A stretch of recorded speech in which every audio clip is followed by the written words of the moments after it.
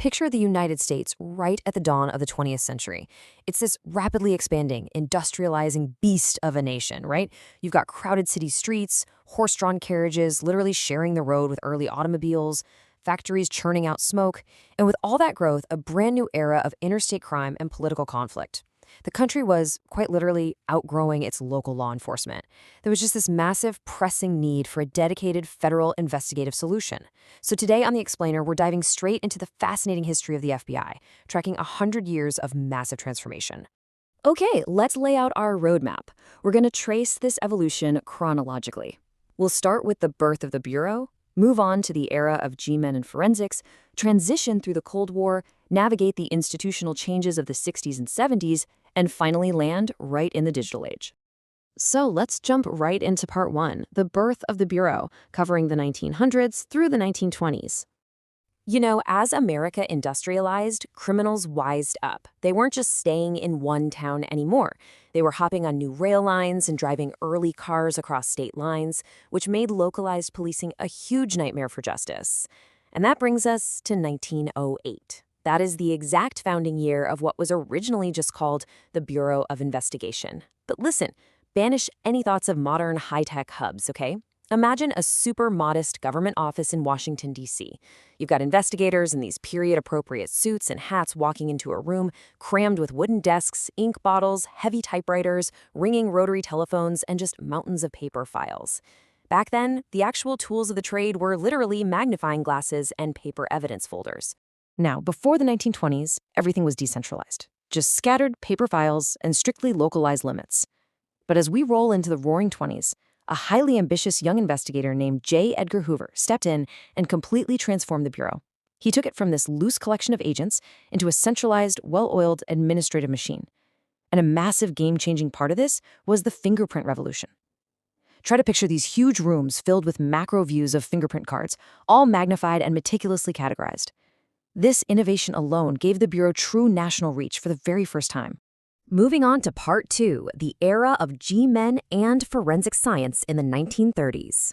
So the Roaring '20s eventually crash into the Great Depression. With millions of unemployed Americans and notorious criminal gangs fleeing across rural roads, a brand new cultural icon stepped up to stop them. And they were known as the G-men. Short for government men, these federal agents were instantly recognizable in their sharp suits, long coats, and fedoras. Armed with brand new federal authority, they were tracking suspects across state lines and totally reshaping the public's image of law enforcement. People were absolutely devouring newspaper headlines about these government men rolling through American cities, finally bringing some organized federal weight to bear on these completely out-of-control crime networks. But behind the scenes, it wasn't just tough guys in long coats chasing cars, you know? This era marked the actual birth of the FBI laboratory. We're talking about a massive shift toward rigorous scientific identification. The absolute crucial innovations of the 1930s included things like microscopes, fiber analysis, expanding those massive fingerprint archives, and handwriting comparisons. Imagine these scientists under dramatic laboratory lighting, meticulously examining physical evidence. This proved once and for all that scientific investigation wasn't just a fad. It was now a permanent, absolutely vital pillar of federal law enforcement. All right, let's transition into part three, the Cold War era, stretching from World War II to the 1950s. As we hit the 1950s, the entire vibe completely shifted. We went from bright, chaotic city streets to these dark, tense intelligence offices. The air was literally thick with tension, with rooms packed full of world maps, typewriters, and the constant hum of radio equipment. And the Bureau's priorities fundamentally flipped. Pre-World War II, the focus was squarely on domestic interstate crime. But post-World War II, the geopolitical environment changed everything. The focus pivoted hard away from just interstate crime to tracking coded communications and managing incredibly complex counterintelligence against the Soviet sphere. The high stakes of the Cold War meant the primary threat wasn't just bank robbers anymore. It was espionage and global intelligence battles. That brings us to part four, crisis and institutional change, spanning the wildly turbulent 1960s to the 1970s. Now, this was a profoundly turbulent era in American society, and it brought intense internal friction for the Bureau.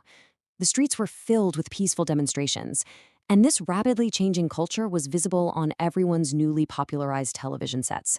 During the civil rights movement of the 1950s and 60s, historical records show the FBI engaged in documented surveillance and domestic investigations of peaceful civil rights gatherings. Then, as we move into the 1970s, the Watergate crisis hits. Washington, D.C. was entirely consumed by this political crisis, which led to massive, unprecedented congressional scrutiny. Ultimately, J. Edgar Hoover's long tenure ended, and the Bureau was forced into a period of deep, systemic institutional restructuring. So you might be wondering, why does this matter so much? Well, these historical events weren't just passing headlines. They forced a permanent recalibration of the relationship between federal law enforcement and American institutions. The political crises and the intense scrutiny of their surveillance practices fundamentally changed the agency's operational boundaries. It ensured stricter oversight and carved out a brand new structural direction for the decades to come. And finally, we arrive at Part 5, the digital age, from the 1980s straight through to the present. Entering the 1980s and 90s, the Bureau was juggling some incredibly complex stuff: financial crimes, massive drug trafficking rings, and major federal crime scenes, like the devastating domestic terrorism we saw in Oklahoma City, where evidence teams and modern forensic work became absolutely critical. But I want you to think about this. How did the turn of the 21st century completely change federal priorities? Think about what happens when a localized law enforcement agency, one that has already evolved into a national intelligence apparatus, suddenly comes face to face with an unprecedented, world-stopping global event. Well, the answer is absolute and defining. There was a massive, immediate pivot toward counterterrorism and global intelligence after September 11, 2001. After the 9/11 attacks, the focus shifted dramatically and permanently. Modern federal offices were instantly filled with counterterrorism analysts, global intelligence briefings, and intense worldwide collaboration designed specifically to prevent future attacks. It's really wild to compare this reality across a single century. On one side, back in 1908, you've got those quiet rooms with paper records, ink bottles, and literal magnifying glasses. And on the other side, today, we're looking at glowing computer screens, mountains of digital evidence, incredibly sophisticated cybercrime labs, advanced surveillance analysis environments, and these massive counterterrorism hubs. I mean, the generic everyday technology the Bureau uses today is just a universal way from those early train rides and heavy typewriter keys of its founding. Let's take a second to summarize this incredible century-long legacy. We start back in 1908 with the Bureau's initial founding. By the 1920s, we have fingerprint centralization, which finally creates that national reach. 1932 brings the cutting-edge FBI lab and the real dawn of forensic science. The 1940s forces a massive pivot to counterintelligence to handle the Cold War, and then 2001 brings the sharp, definitive pivot to counterterrorism. Imagine just walking through a quiet archive, tracing the path from old, faded photographs and fingerprint cards all the way up to the massive digital networks of today. It is just a constant, unyielding evolution. As that single century-old case file closes and the room falls into darkness, I want to leave you with one final, pretty provocative thought to chew on. We've seen how this agency adapted from horse-drawn carriages all the way to early computers, and now to high-tech cybercrime labs. So as the file officially closes on the past century, how in the world will federal law enforcement adapt to the unprecedented, rapidly shifting digital and cyber threats of the next 100 years? It's going to be fascinating to see.